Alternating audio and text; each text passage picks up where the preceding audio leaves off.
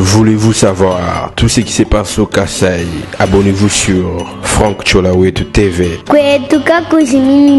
Franck Tcholawet TV, miroir d'Ikassai, l'image d'Ikassai. Abonnez-vous. Franck Tcholawet TV, l'histoire d'Ikassai. Abonnez-vous. Investissez au Kasaï. Franck Tcholawet TV, construisons au Kasaï. Suivez Franck Tcholawet TV. Chers Kassaïens, construisons chez nous.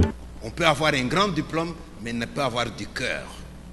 À ce moment-là, on est animalisé. N'oubliez pas, l'être humain, c'est l'animal le plus dangereux.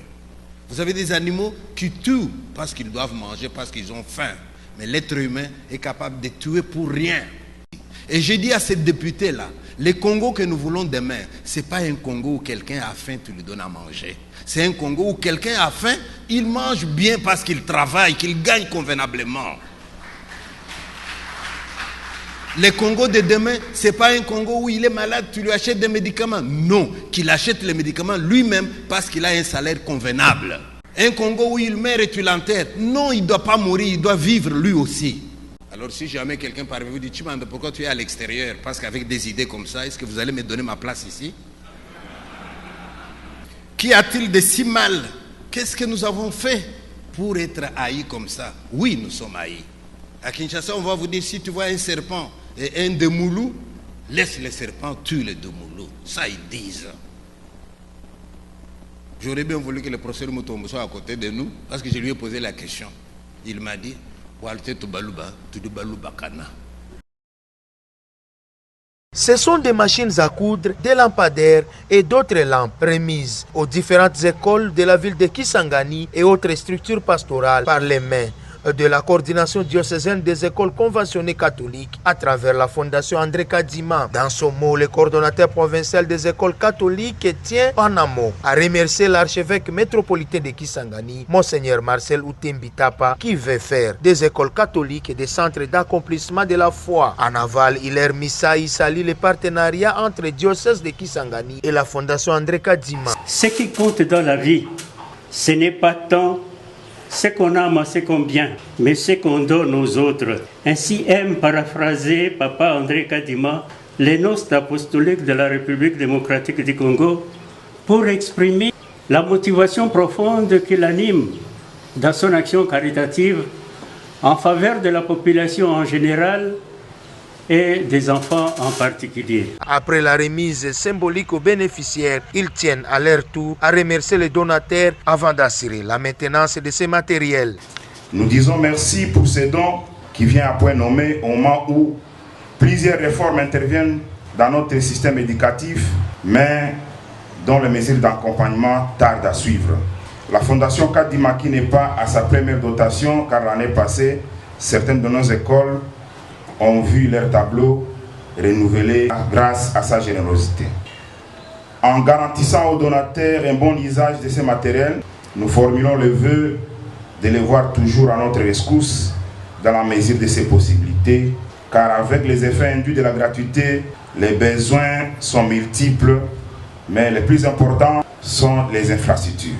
Ce don est concerné non seulement à la coordination diocésaine des écoles catholiques, mais aussi celle des Kimbanguistes, protestantes et anglicanes. A noter que cette cérémonie a eu lieu dans la salle de réunion de la coordination des écoles conventionnées catholiques de l'archidiocèse de Kisangani. Alors je vous signale qu'en Europe, quand vous travaillez, moi je travaille, vous travaillez, l'Europe vous prend le tiers de votre salaire. On le met dans une caisse pour donner à ceux qui ne travaillent pas. C'est ça le chômage. C'est ça la sécurité sociale. Vous gagnez 2400, on vous prend 800 chaque mois. Et vous voyez l'autre qui se pavane, qui dort jusqu'à midi, hein, et il regarde la télé, il boit, et on lui donne une partie de ton argent. Parce que nul n'a le droit d'être heureux tout seul. Mettez une table achalandée, vous mangez. Et le voisin vous regarde, lui il n'a pas de quoi manger. Si vous mangez, alors vous êtes sadique. Et si vous avez du cœur, vous n'allez pas manger. Comment pouvez-vous manger lorsque l'autre est affamé? C'est ainsi que je n'ai jamais compris les gens. Il a l'argent, il va dans un restaurant, il mange, il boit, il termine tout. Et à la maison, madame et les enfants n'ont rien. Donc, c'est le devoir de solidarité. Bon, maintenant, on peut se poser la question, est-ce qu'il n'y a pas des gens qui vont en abuser? Oui, il y a des gens qui vont en abuser. Rappelez-vous, dans notre société, ici, quand quelqu'un mourait avant, ça dépendait de la fonction, de son rôle social. Le deuil pour un enfant, c'était 1 semaine. Pour un homme adulte, c'était 2 semaines. Pour un sage, ça pouvait aller jusqu'à 3 semaines. Mais dans ces 3 semaines-là, tous les voisins amenaient à manger. On amenait à manger. Et cet homme qui est en deuil, son champ ne chômait pas. Parce que les gens du village pouvaient dire, on va sarcler un peu chez celui qui est en deuil. Et quand les gens allaient dans leur champ, ils travaillaient, ils revenaient un peu plus tôt pour venir au deuil. Et là, vous avez une dame matrone qui dit, et vous aviez des gens qui profitaient de ça, qui ne vivaient que dans les deuils. C'est là qu'ils allaient manger. Donc, à la base, l'idée n'est pas mal. Tu es venu, tu as des enfants, on ne va pas te laisser crever. Mais il y a des gens qui vont profiter. Là, ma soeur, je suis d'accord pour dire que, mais est-ce que les gens ne vont pas en profiter pour être paresseux, pour vivre au crochet des autres? Oui, il y en a qui vivent au crochet des autres, mais à la base, l'idée est bonne. Mon frère Mounioka me pose la question de l'homme qui est en train de s'animaliser. Vous savez, il y a des fois quand on entend un tel il a fait ça, un tel il a fait ça, un tel il a fait ça. On demande mais quel est son niveau de formation? On vous dit il est docteur 1, il est licencié 1. On dit mon Dieu, comment est-ce qu'il peut faire ça avec ces niveaux de formation? Et là je me souviens que ceux qui ont fait l'université de Kinshasa, je pense qu'à l'université de Kinshasa vous avez une devise, science sans conscience n'est que ruine de larmes. Pour vous dire que la science c'est bon. Mais la science, c'est un fusil aussi. Avoir la science, c'est bien, mais c'est que vous en faites.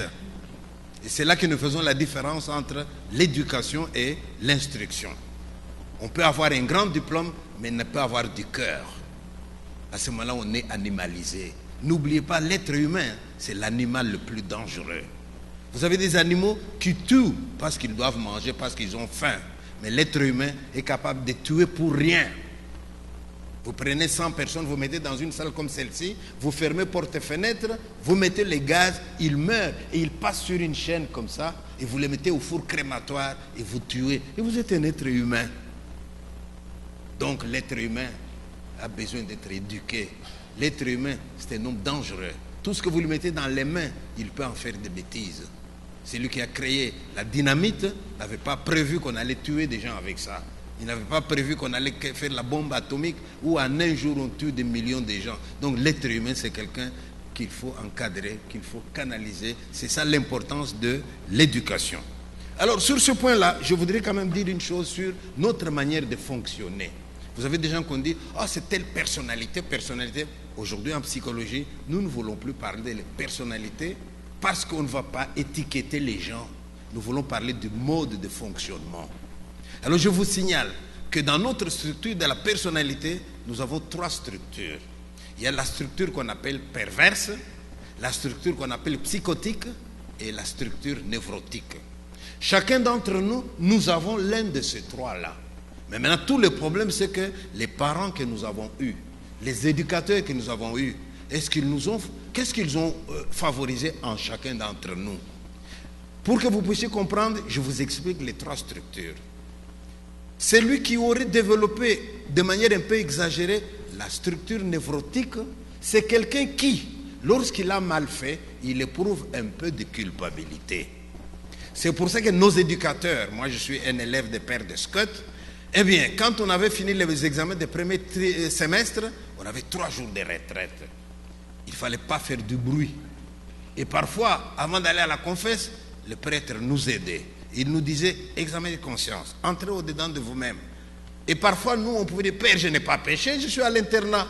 Et il nous répondait, c'est ça ton péché, de croire que tu n'as pas péché.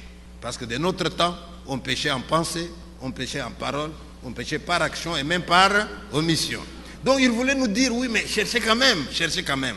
Mais si vous cherchez exagérément, vous risquez de vous accuser même de ce que vous n'avez pas fait. Et ça, c'est pas bien non plus. Et donc, bref, je voudrais dire que s'arrêter, aller au-dedans de soi, se poser des questions. Et au moment de dormir, c'est dire est-ce que je me suis bien comporté dans la journée? Et au moment de mourir, se poser la question, est-ce que je peux être fier de ce qu'a été ma vie? Ça, vous voyez, la structure névrotique, c'est quelqu'un qui peut éprouver de la culpabilité. Mais vous avez des gens qui ont une structure perverse. Eh bien, poussé à l'extrême, la perversion, c'est éprouver du plaisir quand vous faites du mal aux autres. Quand ils souffrent, ça vous fait du bien. C'est les gens qu'on appelle les sadiques. Mais alors, à l'inverse, vous avez aussi des gens, il est masochiste. C'est quand il souffre qu'il éprouve de la souffrance. Ça devient morbide aussi. Donc c'est pour vous dire qu'en cette matière-là, il ne faut jamais être à l'autre extrême. Vous mettez une échelle entre 1 et 10, et vous voyez un peu où vous vous situez. Mais si vous avez quelqu'un qui, lui, a développé la structure psychotique, c'est quelqu'un qui n'éprouve jamais de la culpabilité. Un type comme ça, n'attendez jamais de lui qu'il vous demande pardon. Il va vous demander pardon comment? On demande pardon quand on a été coupable, quand on se sent coupable. Mais lui n'est jamais coupable. La faute, c'est toujours celui qui est en face de moi. Et là, je peux vous dire l'adage qui dit, lorsque vous avez un doigt accusateur pointé sur quelqu'un, regardez les autres doigts, ils vous pointent à votre tour. Alors toute l'éducation, c'est essayer d'harmoniser tout ça. Alors maintenant, si vous avez au pouvoir quelqu'un qui est sadique, eh bien, il va éprouver du plaisir quand les gens souffrent.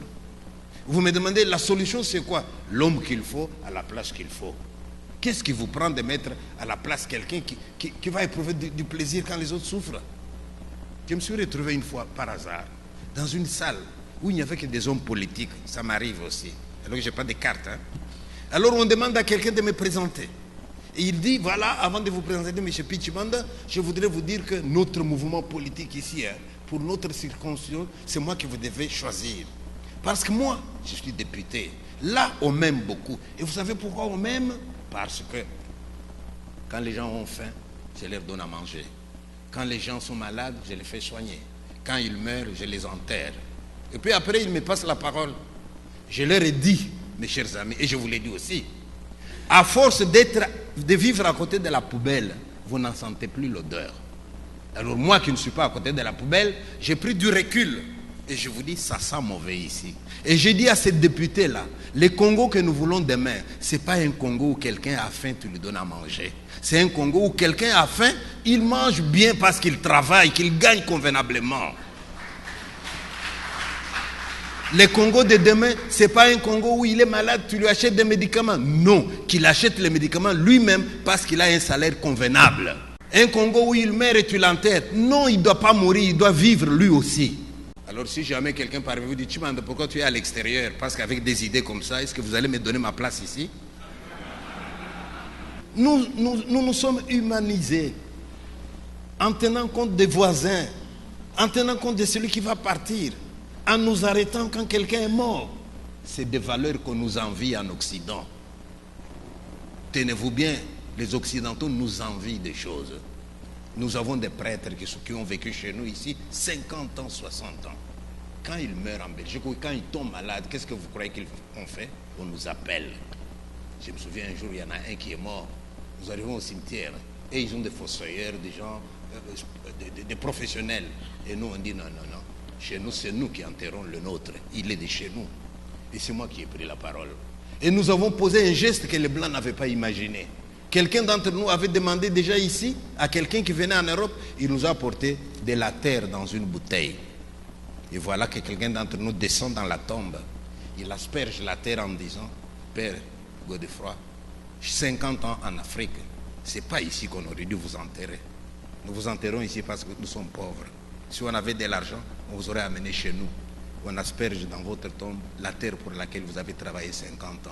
Repose sur cette terre-là. Et les Blancs nous ont regardés. Et les Blancs nous ont regardés. Et quand on a fini, on met la terre, le reste de la terre, on a mis. Alors il y a un autre père espagnol qui est tombé malade. On a dit, c'est fini pour toi. Les frères sont venus lui demander, allons en Espagne pour t'enterrer là-bas parce que tu vas mourir. Il a dit, non, je vais mourir en Belgique parce qu'il y a des Congolais. Ils vont m'enterrer à la manière africaine. Vous connaissez le père Godnir qui a créé l'ISP de Lubumbashi, c'était un géant. Celui-là, Pendant la messe, j'ai pris la parole. La messe s'est terminée, c'était 45 minutes. Et j'ai dit aux Blancs, nous avons commencé la messe à 8 heures. Au moment où nous avons commencé, chez nous, on a commencé aussi la messe. On a voulu faire les choses simultanément. Mais voilà, 45 minutes, nous avons fini. Chez nous, ça continue, ça va faire 2 heures. Parce que nous savons encore pleurer nos morts. Mais alors, pour les désarçonner, une fois que j'ai fini, je leur ai dit merci, comme si les morts nous appartenaient. J'ai dit alors, vous les Blancs, merci. Parce que maintenant que nous avons fini, nous aurions dû l'amener au Congo. Mais comme nous n'avons pas d'argent, nous allons lui dire, ok, tu vas reposer ici, on n'a pas d'argent. Mais nous aurions pu avoir une mèche de ses cheveux, ses ongles, les vêtements qu'il avait quand il est mort, et on aurait amené pour ramener son fantôme chez lui. Et ça, j'ai dit à la messe en Europe. Hein. Et quand on a fini la messe, le supérieur m'a réservé une surprise. Il m'a pris au mot. Il est allé dans la chambre du prêtre qui était mort. Il m'a ramené sa Bible personnelle. Il m'a dit, voilà, c'est son objet intime. Je vous le donne. Faites parvenir ça en Afrique. Et à Lubumbashi, il y a une vitrine où la Bible de Père Godnir trône. Nous avons des valeurs qu'on nous envie là-bas. Alors, il n'y a pas de quoi être complexé. Tout ce qu'il y a, c'est de demander aux experts qui sont dans la salle, qui, eux, peuvent inventorier nos valeurs traditionnelles pour pouvoir élaguer là-dedans. Parce que tout n'est pas bien non plus. Souvenez-vous de la souffrance d'une femme qui a perdu son mari. Souvenez-vous de tout ce qu'on lui fait subir. Au point que ça peut même changer sa manière d'être. Et alors, après, quand elle parle, on dit... Mais quand on dit ça veut dire elle en a tellement bavé, elle a tellement souffert qu'il n'y a plus rien qu'elle craint. Et là-dedans, il y a des choses à regarder. Il y a un ami qui a demandé à partir de quel moment on a cessé d'être juif, etc. Mon cher ami, je vous donne juste un conseil, ne vous posez plus jamais cette question-là. Parce que cette question-là donne de l'eau au moulin de ceux qui trouvent que nous sommes orgueilleux, nous cherchons des origines juives, etc.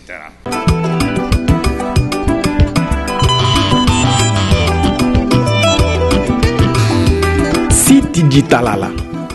Siti Ditalala, c'est la nouvelle ville que la diaspora kassaïenne veut construire à Mbuji-Mayi.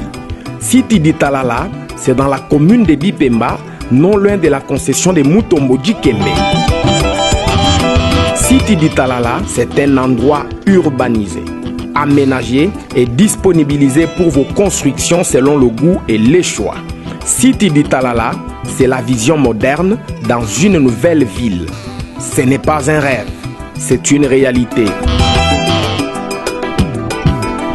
Kassaïennes et Kassaïens, voici l'occasion pour vous d'acheter un terrain, une parcelle ou une concession à valoriser en y construisant pour vos business ou vos projets agricoles au Grand Kassai. Franck Cholawetu et son équipe vous aident à acheter des terrains et y faire un suivi du déroulement de la construction. Les terrains sont là à différents prix toujours abordables, de 500 à 5000 $ américains. Ici, construisez selon votre choix, goût et préférence. Contactez-nous au plus 243 425 180 47 40 plus 243 97 94 25 826. Baluba kwetuka kujimi tuibaka ikwetu. Siti Ditalala. Siti Ditalala, c'est la nouvelle ville que la diaspora kassaïenne veut construire à Mbuji-Mayi. Mais va dire aux Juifs de là-bas, je suis un des vôtres. Est-ce qu'ils vont vous accepter? Non. Donc ne nous posons même pas cette question-là. Qu'y a-t-il de si mal? Qu'est-ce que nous avons fait pour être haïs comme ça? Oui, nous sommes haïs. À Kinshasa, on va vous dire, si tu vois un serpent et un demoulou, laisse le serpent, tue le demoulou. Ça, ils disent. J'aurais bien voulu que le professeur Mutombo soit à côté de nous, parce que je lui ai posé la question. Il m'a dit, Walter Tubaluba, Tudubalubakana. Oui, il faut d'abord commencer par faire un examen de conscience, dire qu'est-ce qu'il y a en nous qui fait que les autres nous rebutent. Et essayer de changer ça. Ça, c'est un. De deux, peuple kassaïen, je vais vous poser la question. La femme, quelle est la place qu'elle a dans la tradition kassaïenne? Tu vas trouver un homme sage, tu parles de la femme de quoi? Moi, je suis moine. Moi, je suis moine. Donc, ce n'est pas une personne à part entière comme vous. Ce n'est pas quelqu'un à qui vous pouvez dire, chérie, voici, il y a ça, il y a ça, qu'est-ce que nous faisons pour notre avenir? Vous ne pouvez pas faire votre projet de vie avec madame. Vous ne pouvez pas décider en fonction des conseils qu'elle donne. Elle n'a pas le droit de te dire, mon ami, tu es en train d'aller dans le mur. Voici ce que je te conseille. Est-ce que nous donnons cette place-là à la femme? Moi, je vous dis, il faut qu'on la donne à la femme. J'invite tout celui qui vient en Belgique de passer chez moi à la maison. J'ai 4 garçons et 2 filles. Et le chef de la famille chez moi, c'est une fille. Alors qu'elle est 4e dans la fratrie. Mais comme elle a le nom de ma mère, elle m'appelle mon bébé. Et tous les autres n'ont rien à dire. Et si je dois faire des opérations bancaires sur mon ordinateur, c'est à mes filles que je demande. Pour leur dire, je ne voudrais pas qu'un jour je ne suis pas là et que les autres, nous, on est des garçons. Vous êtes des garçons, qu'est-ce que ça fait? C'est une fille, c'est ma fille aussi. Donc, les autres tribus sont capables de vous dire, les Balouba, ils sont des dominateurs. On nous appelle dominateurs. Or, sur ce point-là, il y a quand même un examen de conscience que l'on fait. Mais maintenant, pourquoi on nous haït aussi? On nous haït parce que nous faisons aux autres de la violence. Mais attention, une bonne violence. La violence qu'on appelle la violence du succès. Or, le succès, ce n'est pas de notre faute. Vous avez déjà vu dans la classe, hein, le prof, il pose à peine une question, il lève les doigts et il répond. Le prof demande, il répond. Alors que les autres n'ont rien compris. À la fin, c'est lui qui répond là, toute la classe va les haïr. On peut même lui dire, toi, à partir d'aujourd'hui, hein, si le prof pose une question, tu te fais. Voilà quelqu'un qui va être haï parce qu'il est intelligent. Quelqu'un qui va être haï parce que... Alors, autre chose. Construisez une école ici à côté. Quand vous construisez une école ici à côté, observez. Les enfants qui habitent à 3 km, ils vont arriver à la classe à l'heure. Alors que ceux qui sont à côté, ils arrivent en retard. C'était notre problème. Dernière situation, vous avez chez vous vos enfants et vous avez les enfants des orphelins. Quand il y a de la bonne viande, c'est pour vos enfants. L'os, c'est pour les orphelins. Quand il faut envoyer, c'est l'orphelin. Votre enfant à vous, c'est un petit prince. Un jour, vous allez partir. Un jour, les enfants vont aller dans la vie. Et qui est outillé pour affronter la vie? L'orphelin ou bien les bien-aimés de la famille? Or, nous, les Kassaïens, on est un peu des orphelins. On nous hait tellement dans le monde que nous faisons des efforts pour survivre. Quand j'ai terminé mes études, moi, eh bien, c'était Kajiko Kassai Apana. Il y a du boulot, mais pas pour les Kassaïens. Vous avez terminé avec distinction, on vous dit non, non, non, les Kassaïens, on a déjà suffisamment de professeurs et on vous refuse. Mais les types qu'on a refusés, alors qu'il a des aptitudes, vous croyez qu'il va dire bon, on m'a refusé, c'est fini? Non. Il va utiliser ces aptitudes-là vers autre chose. Alors à ce moment-là, vous voyez, bien, c'est un écrivain, c'est un ceci, mais vous l'aviez refusé à l'université. Maintenant, on le connaît par un autre canal, il écrit des livres. Or, les livres, tout le monde peut écrire. Vous vous fâchez, écrivez aussi.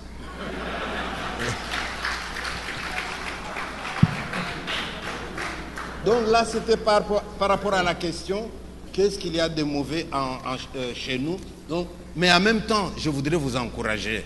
Un jour, je passe dans un village et il y avait des femmes katangaises à Kapolo Émission. Et ces femmes étaient en train de parler entre elles. Et juste au moment où je passe, j'entends une femme qui dit, moi, si je veux avoir un enfant avec un Kassaïen, pas avec quelqu'un d'autre. Et j'ai entendu, je me suis approché, j'ai dit, vous dites ça parce que vous m'avez vu passer ou est-ce que vous pensez vraiment comme ça? Elles m'ont dit, nous pensons comme ça. J'ai dit, mais qu'est-ce qu'il a de particulier? J'étais fier. Ils m'ont répondu, les Kassaïens n'abandonnent jamais son enfant. Même si l'enfant est venu dans des circonstances où on a voulu l'arrêter, il a pris la fuite. 5 ans, 10 ans, tôt ou tard, il viendra chercher l'enfant. Il vous dira même qu'est-ce que vous avez dépensé jusque-là, autant il vous payera.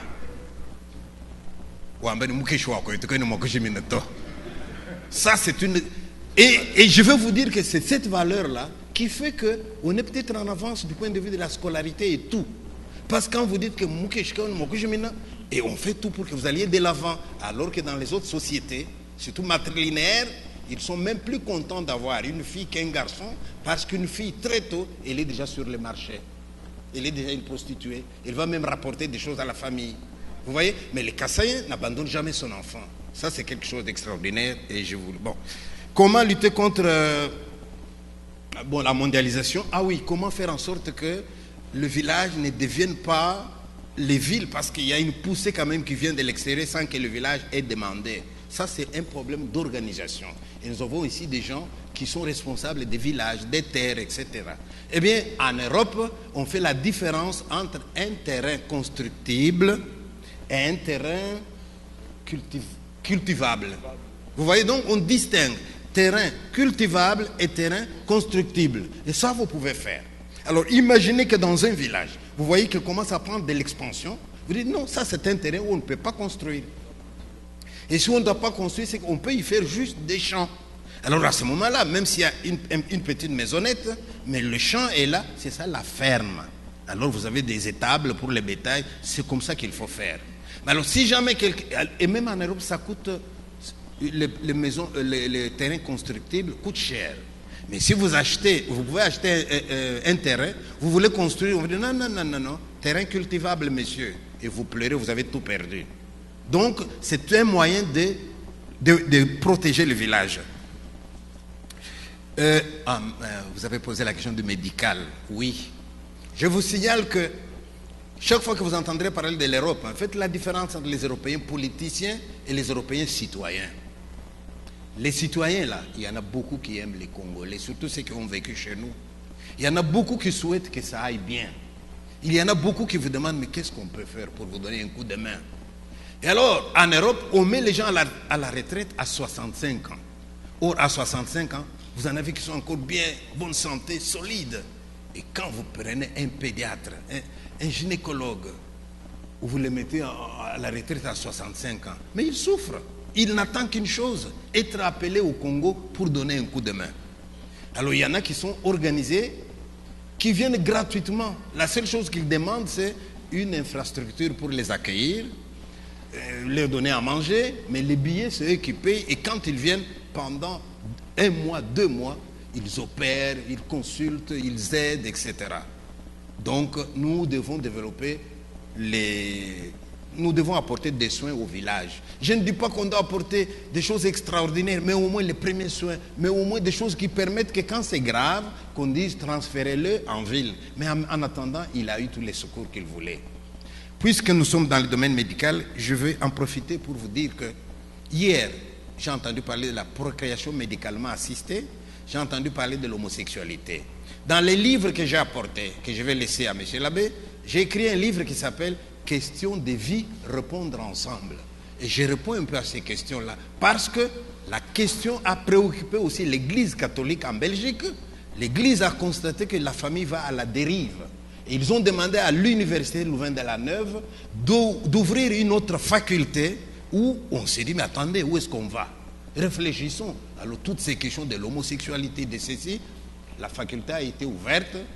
Votre serviteur, je suis allé dans cette faculté-là, j'ai étudié, je suis licencié en sciences des familles et sexualité. Alors hier, il y a des choses que vous avez dit, où j'avais aussi à dire, mais je me suis tu. Je me suis tu pourquoi? Je vais donner juste 2 exemples. Lorsqu'on parle de la procréation médicalement assistée, vous n'avez qu'à vous poser la question. Si vous avez un couple stérile chez nous, qui est accusé souvent? Madame.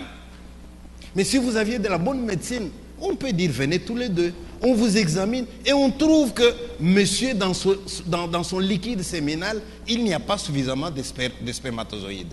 Ou alors on trouve que ces spermatozoïdes ne sont pas suffisamment forts pour percer l'ovule. C'est lui qui a un problème. Mais on va accuser la dame. Au moins, quand c'est distingué, on va rétablir la justice. Maintenant, on va dire, mais qu'est-ce qu'on peut faire? Eh bien, on peut prendre un spermatozoïde extérieur, faire la fécondation in vitro, implanter de nouveau dans le corps de la mère, et puis elle met au monde un enfant. C'est discutable. Ça, on ne doit pas condamner d'emblée. C'est discutable. Vous condamnez d'emblée, très bien. Alors il meurt sans enfant, très bien. Et le jour de l'enterrement, vous sortez Lubala, vous sortez Dikala, mais soyons logiques. Soyons logiques. Et on a parlé de famille de cœur aussi. L'importance de la famille de cœur est que si mon frère à moi s'est engagé dans une voie où il n'a pas d'enfant, je lui donne le nom que je donne. Moi, enfant du cœur. Donc c'était par rapport alors l'homosexualité. Hey, faites attention, messieurs. Quand vous vous promenez, vous regardez les gens qui passent, vous me regardez moi, on vous demande. Je vous dis,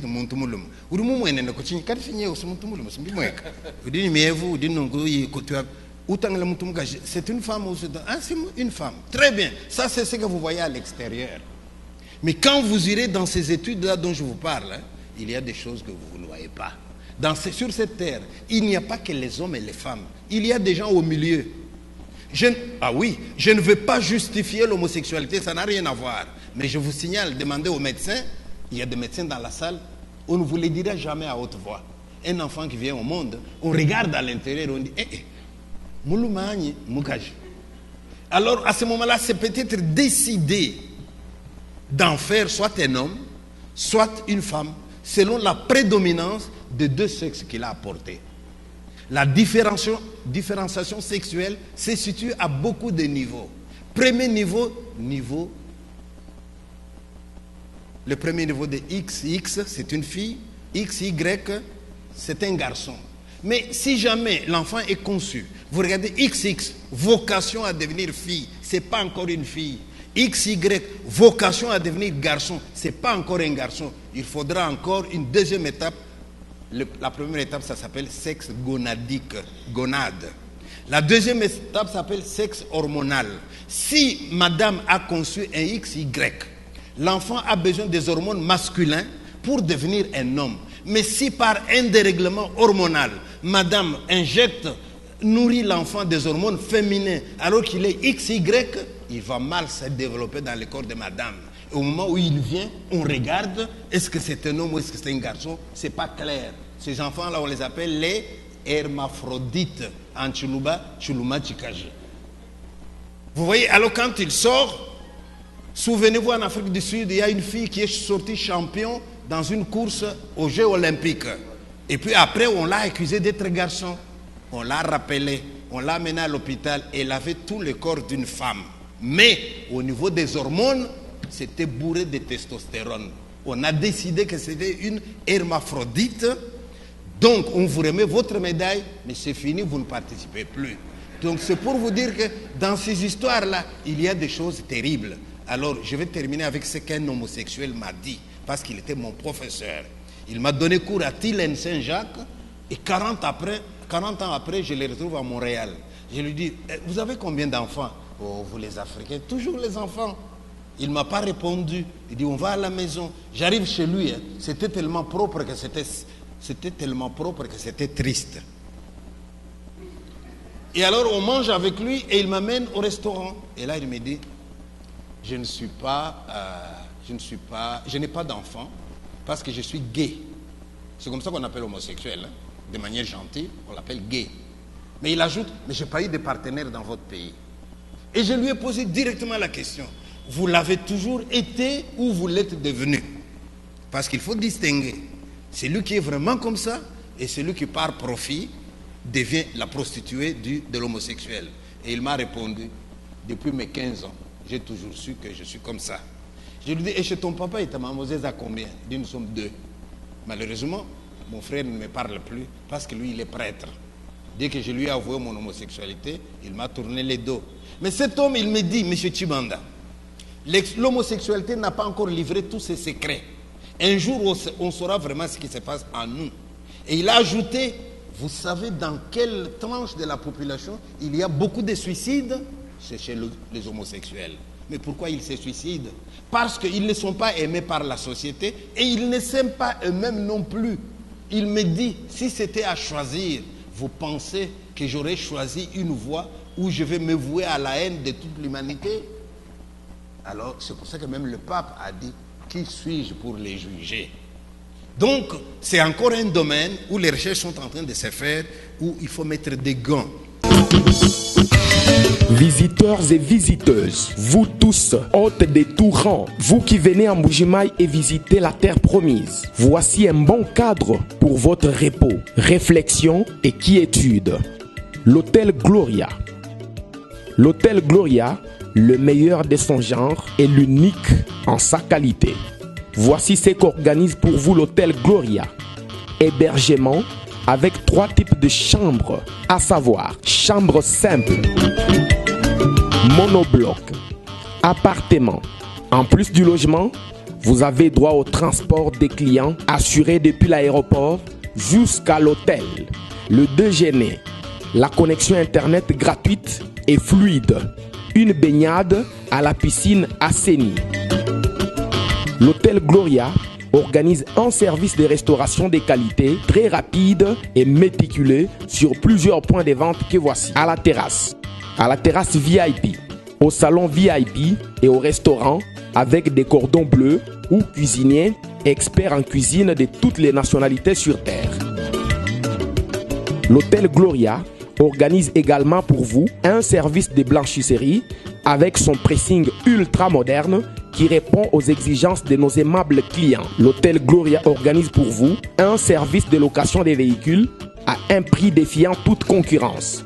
Une salle de spectacle pour toutes vos réunions et fêtes de mariage. Passer un séjour à l'hôtel Gloria, c'est se donner la chance de vivre très longtemps sur Terre car les meilleures conditions de vie contribuent à la longue durée de vie sur Terre. L'hôtel Gloria est situé au numéro 71, quartier Kachala-Bonzola, dans la commune minière de la Kanchi. L'hôtel Gloria vous offre une occasion de vous amuser et vous détendre dans une boîte de nuit incomparable pour ceux qui veulent danser et se défouler. L'hôtel Gloria, c'est le meilleur de sa série. L'hôtel Gloria, c'est l'avant-goût du paradis. Voulez-vous savoir tout ce qui se passe au Kasaï? Abonnez-vous sur Franck Cholawetu TV. Franck Cholawetu TV, miroir du Kasaï, l'image du Kasaï. Abonnez-vous. Franck Cholawetu TV, l'histoire du Kasaï. Abonnez-vous. Investissez au Kasaï. Franck Cholawetu TV, construisons au Kasaï. Suivez Franck Cholawetu TV. Chers Kasaïens, construisons chez nous.